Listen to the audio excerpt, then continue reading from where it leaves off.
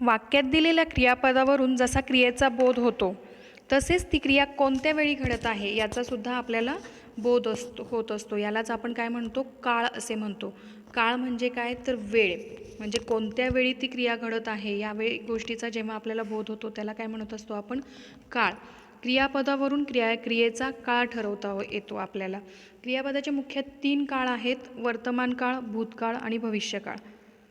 क्रियापदाच्या रूपावरून क्रिया आत्ता घडते आहे असे जेव्हा समजते तेव्हा आपल्याला काय म्हणतो, तेव्हा आपण त्याला वर्तमान काळ असे म्हणतो. म्हणजे नेहा खूप बडबड करते किंवा सोनल व नेहा शाळेत जातात. मी अभ्यास करतो. आता करतो हे जे आहे ते काय आहे, वर्तमान काळ आहे. आत्ता ती क्रिया काय आहे, सुरू आहे. त्यामुळे तिला काय म्हणायचं, वर्तमान काळ असं म्हणायचं. त्यानंतर क्रियापदाच्या रूपावरून क्रिया जेव्हा पूर्वी घडली आहे असे जेव्हा कळते तेव्हा तो भूतकाळ असतो. या काळामध्ये क्रिया पूर्वी घडली असा बोध होतो. म्हणजेच मी अभ्यास केला किंवा नेहाने खूप बडबड केली आणि सोनल व नेहा शाळेत गेल्या, म्हणजे ही काय आहे, घडून गेलेली क्रिया आहे, म्हणून याला काय म्हणायचं, भूतकाळ म्हणायचं. आणि जेव्हा या काळामध्ये क्रिया पुढे घडेल असा बोध होतो तेव्हा त्याला काय म्हणायचं, भविष्यकाळ. म्हणजे क्रियापदाच्या रूपावरून क्रिया पुढे घडेल असे जेव्हा कळते तेव्हा त्याला काय म्हणायचं, भविष्यकाळ असं म्हणायचं. उदाहरणार्थ, नेहा खूप बडबड करील किंवा सोनल व नेहा शाळेत जातील, म्हणजे क्रिया घडलेली आहे का नाही, ती पुढे घडणार आहे असा जेव्हा बोध होतो तेव्हा त्याला काय म्हणायचं, भविष्यकाळ असं म्हणायचं. वर्तमान केवळ जेव्हा अल्प असतो केव्हा तो प्रदीर्घही असू शकतो. म्हणजे सूर्याभोवती पृथ्वी फिरते, यामागचा काळ केवढा आहे, दीर्घ आहे, तो संपत नाही. म्हणजे वर्तमान काळाच्या पूर्वीचा काळ व वर्तमान काळाच्या नंतरचा काळ हे दुसऱ्या बाजूने अमर्याद असतात. आता वर्तमान काळ आणि भूतकाळ आणि भविष्यकाळ हे याचे काही उपप्रकार आहेत प्रत्येक काळाचे, ते आपण पाहणार आहोत. पहिलं जे आहे तो आपला वर्तमान काळ आहे. मग वर्तमान काळाचा काही प्रकार आहेत. पहिला जो आहे तो आहे साधा वर्तमान काळ. मग साधा वर्तमान काळातून आपल्याला काय बोध होतो, तर क्रिया नक्की घडते आहे एवढंच समजतं. साधा वर्तमान काळातून आपल्याला क्रिया घडत आहे एवढंच आपल्याला फक्त बोध होतो. म्हणजे उदाहरणार्थ, कोमल दररोज संध्याकाळी आईबरोबर फिरायला जाते. इथे काय बोध होतो, इथे आपल्याला फक्त एवढाच बोध होतो की कोमल संध्याकाळी आईबरोबर फिरायला जाते, एवढाच आपल्याला बोध होतो. त्यानंतरचा जो आहे तो आहे चालू किंवा अपूर्ण वर्तमान काळ. यामध्ये काय होतं की क्रियापदाच्या रूपावरून क्रिया अजून अपूर्ण आहे, म्हणजे चालू आहे असे समजते. म्हणजे शिल्पा आत्ता खेळत आहे, तिचं खेळून झालं आहे का, नाही झालं, म्हणजे ती खेळते आहे, म्हणजे क्रिया अजून काय आहे, अपूर्ण आहे, पूर्ण झालेली नाही आहे. अशावेळी ह्याला काय म्हणायचं, अपूर्ण वर्तमान काळ किंवा चालू वर्तमान काळ म्हणायचं.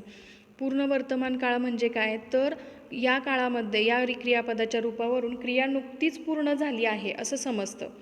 म्हणजे प्रतीक आत्ताच जेवला आहे असं आपण जेव्हा म्हणतो, म्हणजे आत्ताच, जस्ट नाव, याला काय म्हणायचं, पूर्ण वर्तमान काळ असं म्हणायचं. त्यानंतर रीती वर्तमान काळ. यामध्ये काय आहे, क्रियापदाच्या रूपावरून क्रिया सतत होण्याची रीती समजते. म्हणजे कोमल नेहमी पुस्तकातील चित्रे पाहत असते.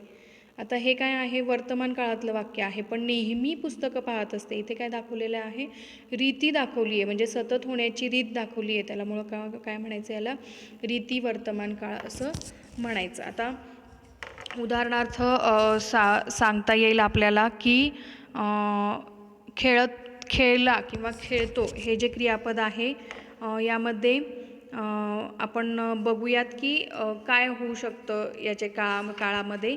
तर समजा मी निबंध लिहितो, मी निबंध लिहित आहे, मी निबंध लिहिला आहे किंवा मी निबंध लिहित असतो, अशा पद्धतीने काळाचं उदाहरण आपल्याला सांगता येईल.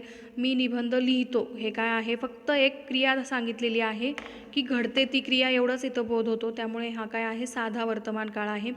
मी निबंध लिहित आहे, इथे काय झालेलं आहे, क्रिया सध्या चालू आहे, ती अपूर्ण आहे, म्हणून याला काय म्हणायचं, चालू वर्तमान काळ किंवा अपूर्ण वर्तमान काळ. त्यानंतर पूर्ण वर्तमान काळाचं वाक्य मी निबंध लिहिला आहे, म्हणजे माझा लिहून झालेला आहे आणि जस्ट आत्ताच झालेला आहे.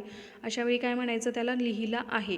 आणि त्यानंतर रीती वर्तमान काळामध्ये मी निबंध लिहित असतो, म्हणजे निबंध लिहिण्याची प्रक्रिया माझ्याकडून सतत किंवा वारंवार घडत असते, त्यामुळे त्याला रीती वर्तमान काळ असं म्हणायचं आहे. त्यानंतर चं आहे भूतकाळ. भूतकाळामध्ये आपण मगाशी पाहिलं त्या पद्धतीने की क्रिया होऊन गेली आहे असा जेव्हा बोध होतो तेव्हा आपण त्याला भूतकाळ असं म्हणतो. उदाहरणार्थ साधा भूतकाळ या क्रियापदाच्या रूपावरून क्रिया होऊन गेलेली आहे असे समजते. उदाहरणार्थ शिल्पा काल चंद्रपूरला गेली. इथे काय झालेलं आहे, गेली, म्हणजे ती गेलेली आहे अशा पद्धतीने आपल्याला इथे वाक्याचा बोध होतो. त्यामुळे त्याला काय म्हणायचं, साधा वर्तमान काळ असं म्हणायचं. मगाचं उदाहरण आपण घेतलं निबंधाचं, तर काय भूतकाळ काय होणार, निबंध, मी निबंध लिहितो हा वर्तमान काळ आहे, पण मी निबंध लिहिला हा काय आहे, भूतकाळ आहे. अशा पद्धतीने मी निबंध लिहिला हा काय होणार आहे, साधा भूतकाळ होणार आहे. त्यानंतर चालू किंवा अपूर्ण भूतकाळ या क्रियापदाच्या रूपावरून क्रिया चालू होती किंवा अपूर्ण होती असे समजते. म्हणजे ती क्रिया चालू होती किंवा ती अपूर्ण होती, म्हणजे सध्या घडत होती. उदाहरणार्थ समित कॉलेजला जात होता, गेला का नाही गेला, किंवा पोहोचला वगैरे नाही, तो जातो असं पण नाही, जात होता. अशा पद्धतीने काय आहे, ती क्रिया अपूर्ण भूतकाळामध्ये आहे, त्यामुळे त्याला काय म्हणायचं, अपूर्ण भूतकाळ.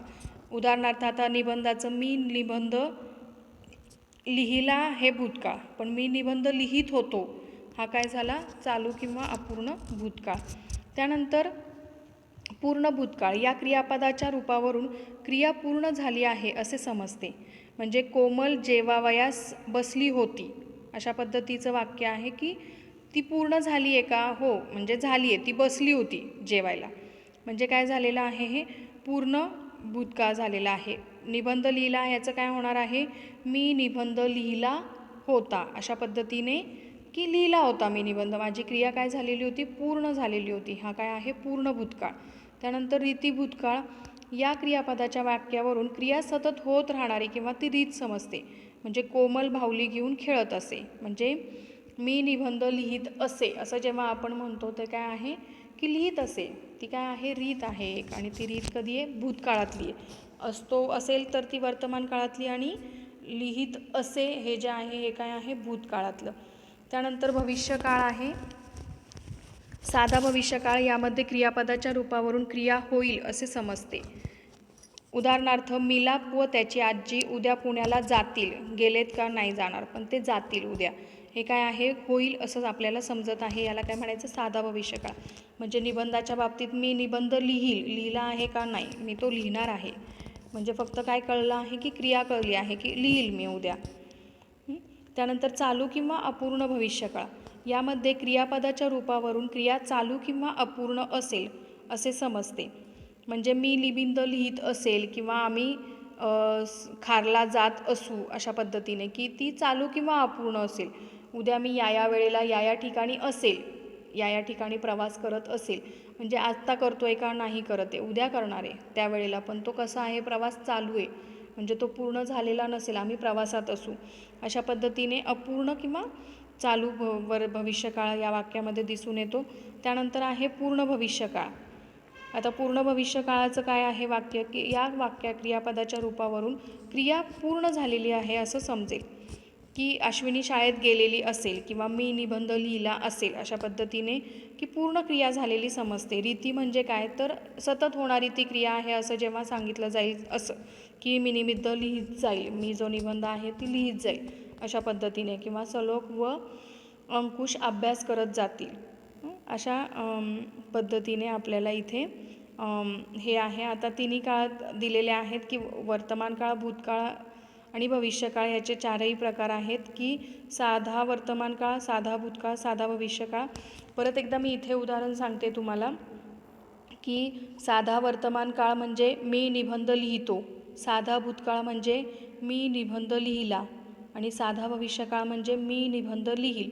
यातून काय होतं, फक्त ती क्रिया घडते आहे, घडली आहे किंवा घडणार आहे, या तीनच गोष्टींचा आपल्याला बोध होतो. त्यानंतर चालू वर्तमान काळ, मी निबंध लिहित आहे, म्हणजे ती क्रिया आत्ता घडते आहे, त्याला चालू वर्तमान काळ. चालू भूतकाळ, मी निबंध लिहित होतो, म्हणजे भूतकाळामध्ये त्यावेळेला ती क्रिया काय होती, सुरू होती. त्यानंतर चालू भविष्यकाळ, मी निबंध लिहित असेल, म्हणजे त्यावेळेला ती क्रिया चालू असेल. त्यानंतर पूर्ण वर्तमान काळ, मी निबंध लिहिला आहे, जस्ट क्रिया झाली आत्ताच माझी आणि मी ती केलेली आहे, पूर्ण केलेली आहे. मी निबंध लिहिला आहे. पूर्ण भूतकाळ, मी निबंध लिहिला होता. आणि पूर्ण भविष्यकाळ, मी निबंध लिहिला असेल. त्यानंतर रीतिकाळ, रीती वर्तमान काळ, मी निबंध लिहित असतो. रीती भूतकाळ, मी निबंध लिहित असे. आणि भविष्यकाळ, मी निबंध लिहित जाईल. अशा पद्धतीने हे जे वाक्य आहे, एकच वाक्य तुम्हाला सगळ्या काळांमध्ये दिलेलं आहे. वर्तमान काळामध्ये निबंध लिहितो, निबंध लिहित आहे, निबंध लिहिला आहे आणि निबंध लिहित असतो. भूतकाळामध्ये निबंध लिहिला, निबंध लिहित होतो, निबंध लिहिला होता आणि निबंध लिहित असे, म्हणजे हा घडून गेलेला काळ आहे. आणि भविष्यकाळामध्ये मी निबंध लिहीन किंवा लिहित असेल किंवा लिहिला असेल किंवा लिहित जाईल. हे काय आहे, साधा वर्तमान काळाचं